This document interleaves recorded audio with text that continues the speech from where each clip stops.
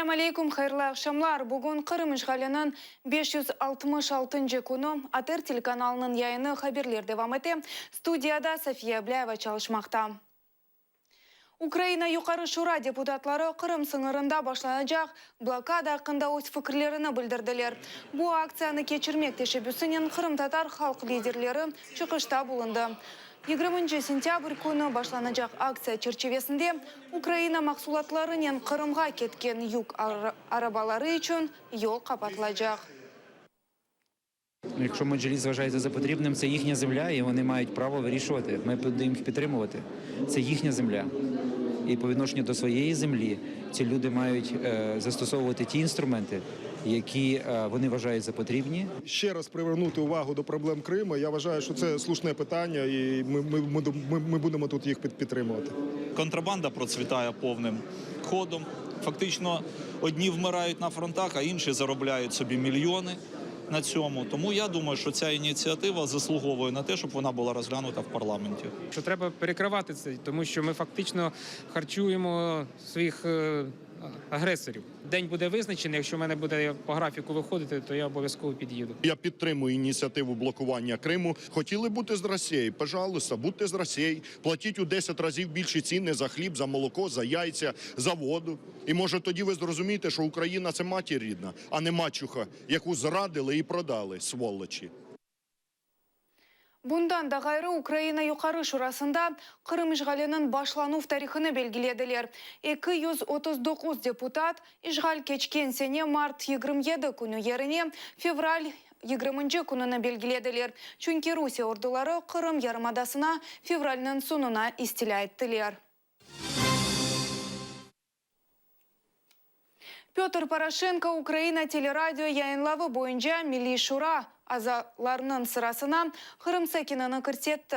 Bu vazifege Ukrayna haber siyaseti nazir muavini Sergey Kastinskiy tayin etildi. Ukrayna prezidenti bir kararı ile Vladislav Sevryukov ve Grigoriy Shverkin Milli Şura azaları cedvelinden çıkardı. Onların yerine Kastinskiy ve Ulyana Fishchuk tayinledi. Grigoriy Gangadze öldürüvini sımarlagan insan belgileне bilе.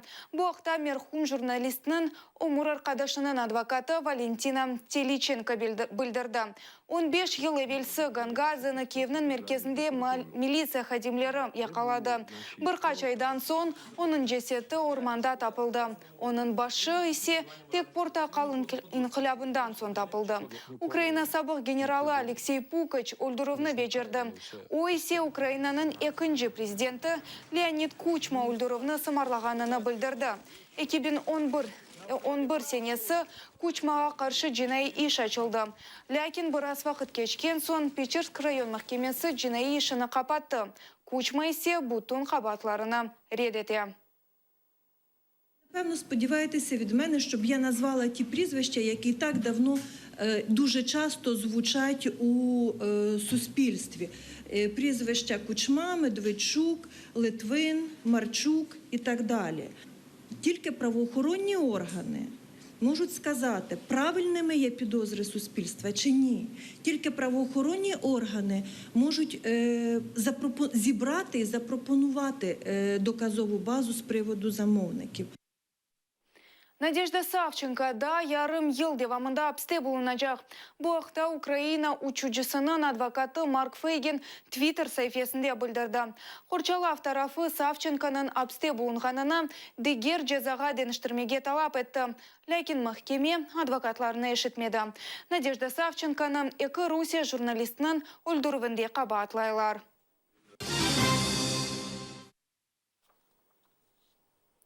Kırım sakinleri rezident olgan mahkeme kararını Ukrayn banklары көрмемезlikке уралыр. Bu haqda hukuk korçalayıcı teşkilatçılarının vekilleri bildireler. Tafsilatlıca bizim levhamızda. Александр Кырымдан 1,5 yıl evvelsi koçtu. Mahkeme Kırımlılarga rezident statusunu bergen son o bankka ketti. Lakin anda para demiştirmege reddettiler. Узнал, что постоянный Нацбанка отменили. В принципе, решил пойти купить $100. У них кредитбанк, мне сказали, что мы вам поменять не можем, поскольку вы являетесь не резидентом Украины. Я показал ссылку на поставление страницы Нацбанка, где указано, что их распоряжение номер 699 суд признал незаконным. Они сказали, это хорошо, конечно, но сайт сайтом, а письменное распоряжение мы не получили, поэтому мы с вами пока работать не желаем. Эки авто эвелсі Киев апелляцион меморий махкемесі қырымлыларға резидент статусына қайтарды. Ләкин бұна бақмадан Украина Милли банкі қарарны қабыл етмеді. Дигер банклар да қырымлыларны ақларындан марум етелер. Це рішення суду є чинним, а відповідна частина постанови Національного банку є недійсною. Кримчани продовжують скаржитись на те, що банки продовжують посилатись на недійсні положення постанови Національного банку України номер 699. Зараз ми бачимо цілковите ігнорування і повне мовчання Національного банку України. Милли банкта хабер еткенлеріне көре апелляцион махкемесінің қарарынен разы дегелер. Банк хадимлері жевап оларық шикаятнамені махкемеге йолладылар. Укук коройчылар кырымлыларны банкларга мурачат етіп язылы жевап алмаға чағыралар. Айны бөле язылы редетувлер банкларның махкеме қарарларны еріне кетірмегенлерні белгілей. Гүлсім Халилова, Санаминов, Заман, АТР. Владимир Жириновский бірден бір қач теклифнен шықты. ЛДПР лидері Русия маршыны қысқартмаға істей. О қардаш халқлары қында олған сатырыны лағу етеже кола. Оның білдіргеніне көре, қардаш халқлар енді қалмады, тек фашистлер бар. Кешкен сене есе о Русия маршыны Боже царя храни маршына деніштірмеге істеген еді. Русия байрағыны есе императорлық тимсалине деніштірмеге теклиф еткен еді. Естественно, нет. Хотя я, как я говорю, я впереди России. Я за Россию, это мое, и это однозначно. Но выбрасывать гимн, не стоит его переделывать. И не стоит ни на каких народов, вот так, народностей делать какое-то ненужное ударение. Да, я думаю, нет. Не все же украинцы фашисты для начала. Фашисты же это в основном власть там в Украине. И люди, которые этой власти подражают. Нет, мы всегда были братьями, славяне, и всегда будем братьями. Это неправильно. В любом народе есть как и хорошие, так и плохие. Развлечения по национальному признаку – это последнее дело. Бунин бері-бер ЛДПР лидері Қырымға Русияның шарқындан 3 миллион инсанны көчіртмеге теклиф етті. Оның фікіріне көре шарқта yaşаған инсанларының чоқысы ағыр шарайтлерде яшай.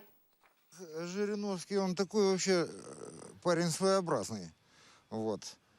Ну, а во-вторых, Крым же не резиновый. В конце концов, и кого он будет переселять, этих якутов? У них там свой дом. Им корейский лук им не нужен, у них алмазы есть. Что им тут делать? Потому что у нас много и так людей. Мы татар приняли, дали им, снова подписали на итальянцев. У нас много людей и так в Крыму. Так что я считаю, что это нет. Да, думаю, нет. Тут как бы и без северян хватает населения и других проблем у Крыма.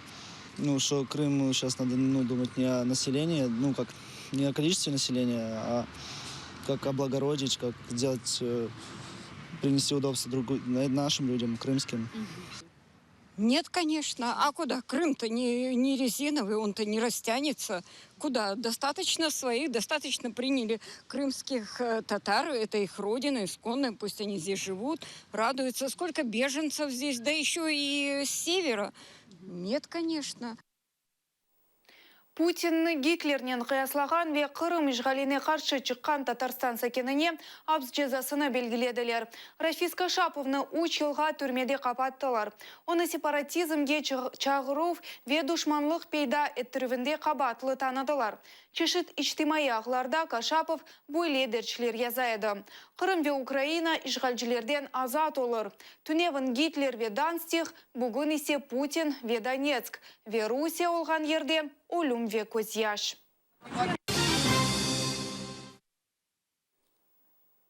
Орта асырларға айт көкташ жемесіні Құрбан байрамына азырладылар.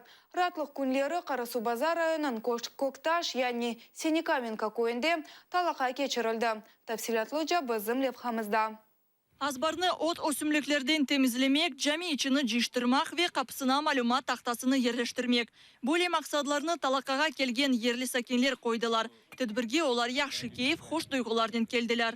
Biz bunda çalışmaya kelmedik. Biz bunda rahatlanmaya geldik desen de olacak. Çünkü bu bizim koyumuzun yüzü, bizim koyumuzun gururlangan şeyçiklerimiz, anladınız benim fikrim. Uykenlerden beraber talakağa gençler de keldiler. Я сегодня пришел джафелом, чтобы убрать траву, тут праздник. Koktaş Camisinde temizlik aksiyasını gelecek Kurban Bayram'a bağışladılar. Bu yıl bayram sentyabrın 24'ünden 27 günlerine rast gele. Bu münasebet ile camide sentyabr 27'sinde bayram geçirmeyi planlaştıralar. Праздничек маленький организовать для приезжих людей. Я не знаю, сколько людей наберется, но приедут, сказали, чуть немало, где-то 20 гостей будет приезжих, но и самих человек 100 деревни соберется. Hatırlatamız, Koktaş Camisi'nde gayrıdan tamir işleri geçken sene oktyabr ayında başlandı. 16. asırda kurulgan cami aman bozulgan, divarları eskirgen edi. Lakin buna bakmadan caminin mihrabı saklanılgan. Mihraptaki yazılarga göre sonki tamir işleri camide 1895 senesi geçirilgen. Bugünkü günde cami gayrıdan tıklenildi. Mında indi namazlarını kılalar, balalar için İslam dini kursları geçirilen. Camide tek minare ve Kur'an'ı kurulacak kaldı. Yerli Müslüman cemiyeti ve sakinler pervasız olmayan insanlarga müracaat edip, sermiye toplamağa yardım etmeye rica ederler. Elmira Boğurçalı, Enver Osmanov, Zaman, ATR. 14. Sokak Yemekler Festivali Kiev'de ötkərildi. Bu sene musafirlerini Asya yemeklerinin seyladılar. Festivalinin esas iştirakçıları Çin, Indonezya ve Tayland aşçıları oldu. Tafsilatlıca bizim mühbirlerimiz hikaye etti. Dostlar adlı Kırım Tatar amatör kollektivi Sokak Yemekleri Festivalinde birinci kere iştirak etti. Öz güçlerini denemek ve musafirlerini Kırım Tatar yemeklerinin tanış etmek için birkaç kuranta toplaşıp festivalge geldiler. Начиночка телятина, все хилял у нас. Телятина, вторая начинка брынза с укропом, третья начинка овощи с сыром. Takdim etilgen yemekler sırasında yantık, mantı, pilav ve ayran. Böyle yemeklerini festivalde emesli başlı insanlar hem de balalar beğendi. И манты, и плов. Наши друзья татары поделились с нами чудесным рецептом.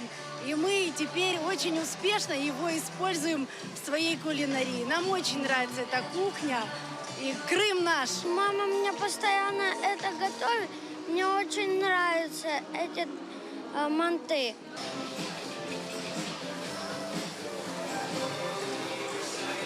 Birinci kere festival Asiyalı yemekler formatını seçti. Mında Kıtay'dan egzotik, Indonezya'dan acı yemeklerini ve Tayland'dan meyvelerinin tadına bakmak mümkün edi. У нас сейчас больше, по-моему, 80 участников.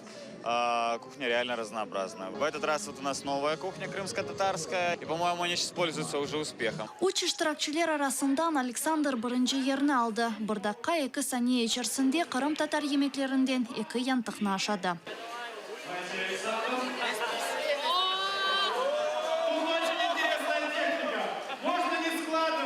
Впервые пробовал это блюдо. Очень понравилось. Правда, распробовать не успел, пришлось очень быстро кушать. En yaş iştirakçılardan küçük İtalyan oğlançığı edi. Dulber şehirlerinin musafirlerini yemeklerinin tadına bakmağa çağıraydı. Якщо у вас є маленький хлопчик, ви можете получить бесплатно пикалита. Garaj Rum kafede ise ısınmak mümkün edi. Mında Ahmetçi'den kelgen takım sırf otlardan yapılgan gerçek Kırım çayını içmeye teklif etiydi. Сырье все крымское, шиповник, боярышник, рябина, это ягоды, которые произрастают у нас в Крыму, и мелиса, мята, да, то есть это вся продукция крымская, крымские травы горные, которые мы собираем. Raman'ın sözlerine göre geçken sefer festivalge 30.000 insan geldi. Umut eti bu kere musafirler daha da çok olacak ve milli yemek çeşitleri daha da çok insanlarını celp edecek. Gülsüm Halilova, Marina Morozova, Hasan Eminov, Zaman, ATR. Rusya Devlet Duma binasının yanında evsiz insan töşep yerleştirildi. Böylelikle Noksuz Alexander Sidorov öz itirazını bildirdi.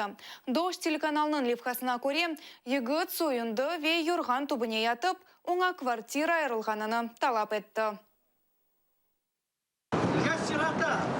Беспредел творится в Либерце. Вы не знаете об этом? Я знаю, что тысячи людей сирот обмануты.